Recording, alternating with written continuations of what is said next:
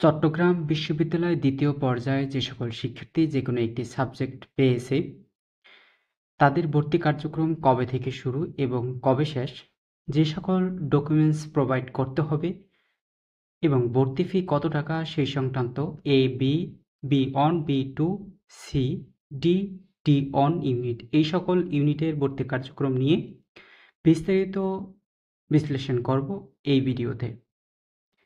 প্রথমত বিশ্লেষণ করব এ ইউনিট নিয়ে। এই ইউনিটে দ্বিতীয় পর্যায়ে সাধারণ আসন ও কোটা প্রাথমিক ভর্তি বিজ্ঞপ্তি।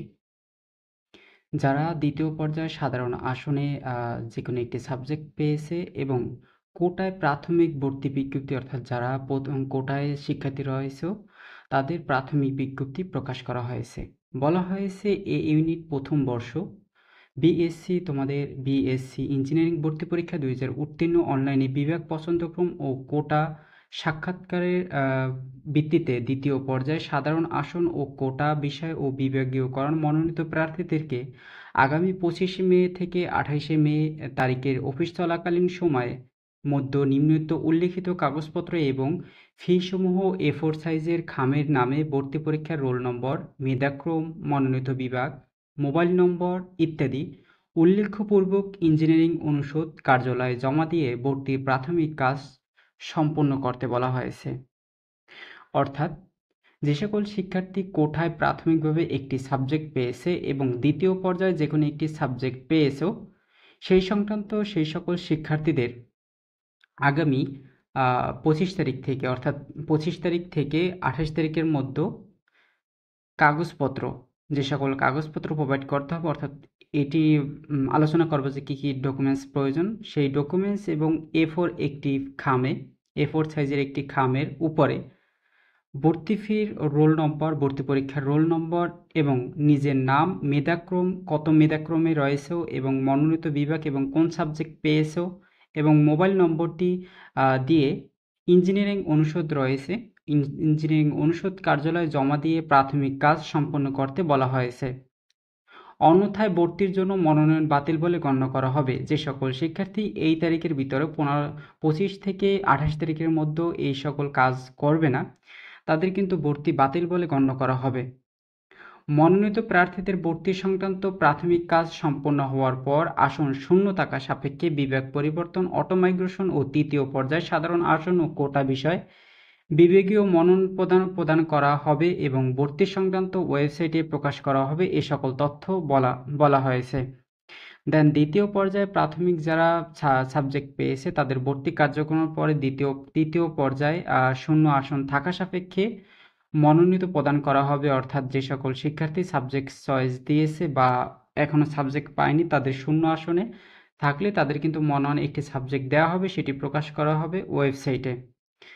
দেন বলা হয়েছে বিভিন্ন পর্যায়ে প্রাথমিক ভর্তি সম্পন্নকারী ভর্তি প্রার্থীদেরকে পরবর্তীতে ঘোষিত তারিখের মধ্যে চূড়ান্ত ভর্তির কাজ সম্পন্ন করতে হবে।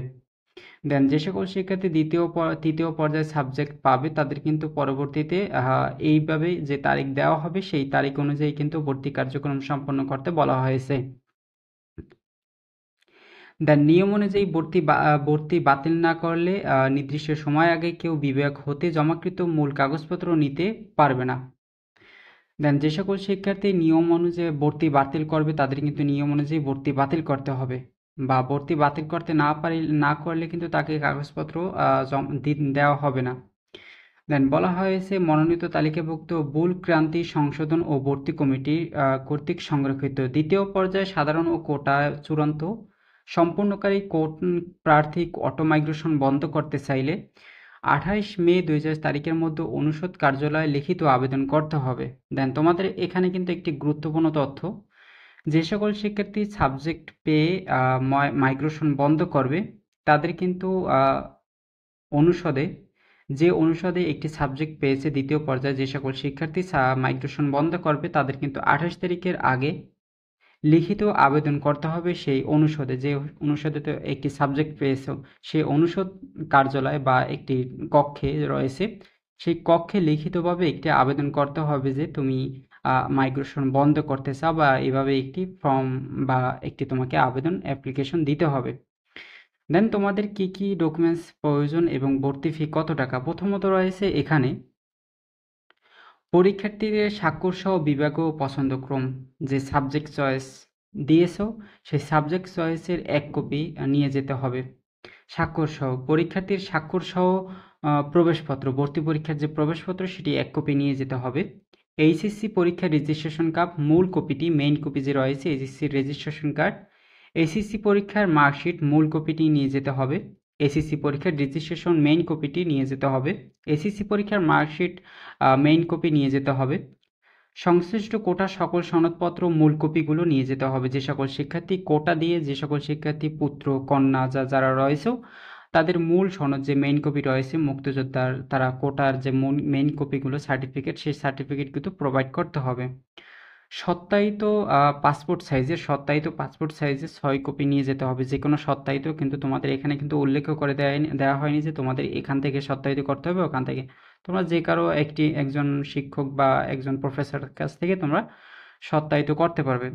অনুষদ উন্নয়ন ফি হচ্ছে 500 টাকা, আর শিক্ষা সহায়ক ফি হচ্ছে 3000 টাকা, মোট 3500 টাকা। দেন এই সকল ভর্তি ফি বা এই সকল ডকুমেন্টস তোমাদের অবশ্যই প্রোভাইড করতে হবে। দেন বি ইউনিট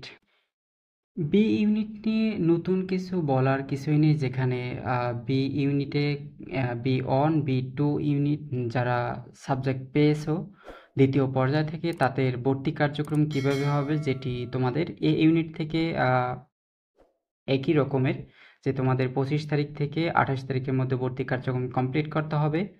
তো শিক্ষা সহায়ক ফি 3000 টাকা, আর অনুষদ উন্নয়ন ফি 500 টাকা, মোট 3500 টাকা। তো যে সকল ডকুমেন্টস প্রোভাইড করতে হবে, যে তোমাদের কিভাবে দিতে হবে, সেটা কিন্তু ওই এ ইউনিটে তোমাদের যে ইন্ট্রোডাকশন দিয়েছি, যে তোমাদের বিস্তারিত বলেছি, সো ওই বিস্তারিত অনুযায়ী কিন্তু বি ইউনিটের সেম কোয়ালিটি, যে সেম ডকুমেন্টস যে দিতে হবে, প্রোভাইড করতে হবে একই রকমের।